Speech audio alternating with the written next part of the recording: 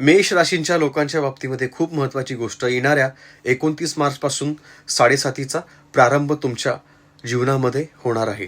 मेष रास चंद्ररास असेल, कुंडलीतली असेल, किंवा तुम्ही तुमच्या नावाप्रमाणे मेष रास बघताय त्यांच्यासाठी हा व्हिडिओ आहे. मित्रांनो, तुम्हाला काय करायचं आहे? नॉनव्हेज खाणं बंद करायचं आहे. जर ड्रिंक घेत असाल, स्मोकिंग करत असाल, तर वाईट व्यसनं लवकरात लवकर थांबवायची आहेत, कमी करायची आहेत किंवा बंद करायची आहेत.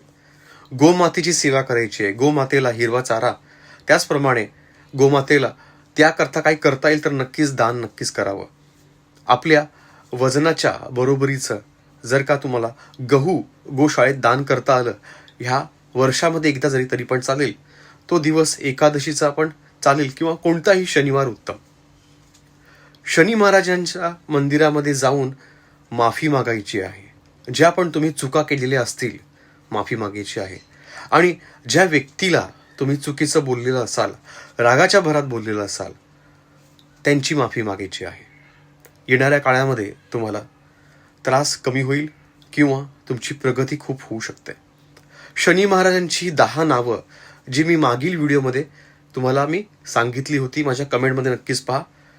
ती नावं दररोज सकाळी उठून आंघोळ करून नक्कीच मनापासून म्हणायची आहेत. तुमचा त्रास नक्कीच कमी होईल. धन्यवाद.